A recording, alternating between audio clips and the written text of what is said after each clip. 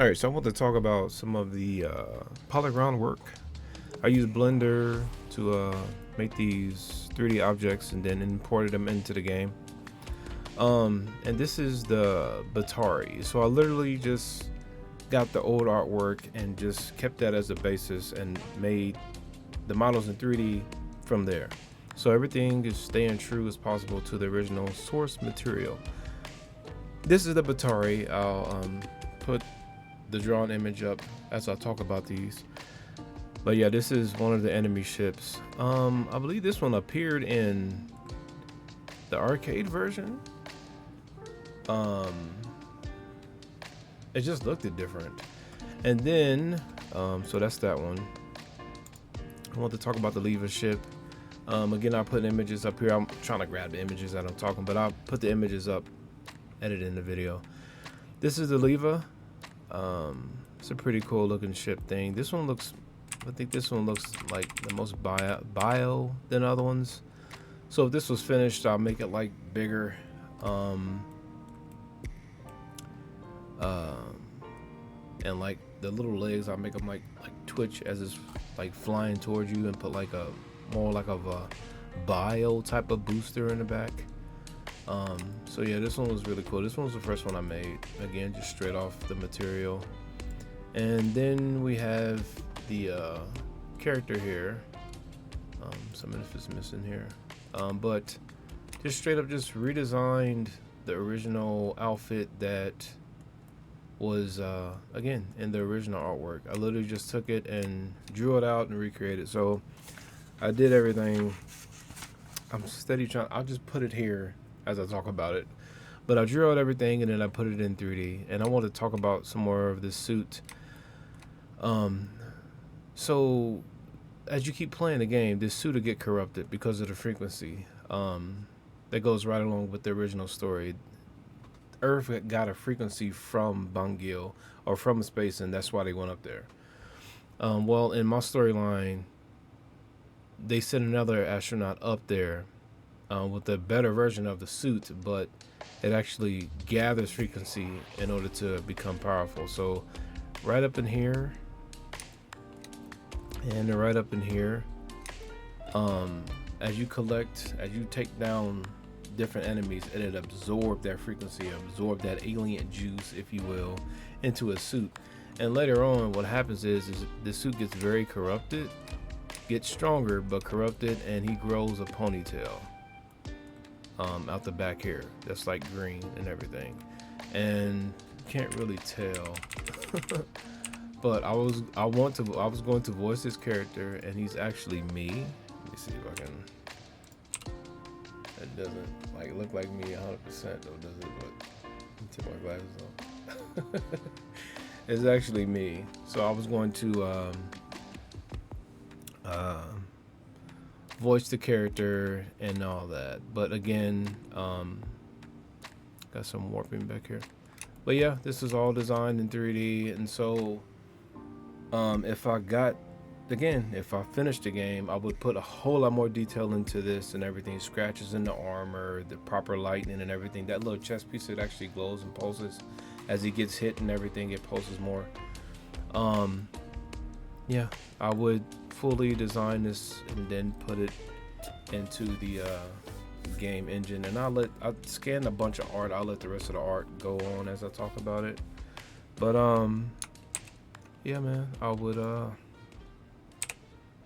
totally finish it. There's scenes in there where he is looking through the helmet and it shows you like his view and all that. I really like the helmet. I literally redesigned from just the original artwork as much as possible. The funny thing about the original artwork is that it looked different several times, like even in the arcade version. So the arcade version had this cheesy, may I add, looking astronaut. And then the recent artwork from the arcade cabinet version that came out on Steam, they re-released Section Z, the arcade version. It had a newer looking artwork, and it was still that red cheesy looking astronaut, but not as bad as the Nintendo artwork, man. I mean the original artwork when they first showed the game, man. artwork back in the day was weird, but when Section Z came to the Nintendo version, the artwork totally changed. He looked at more anime-ish and like Astro Boy-ish, if you will, Mega Man-ish, if you will, and it still holds the day to me. So I just really just took that and recreated it. But the original astronaut, I'll talk about some of the story here. I'll just put it up here. The original astronaut you do run into, but he's corrupted and he chases you in some of the sections around Section Z.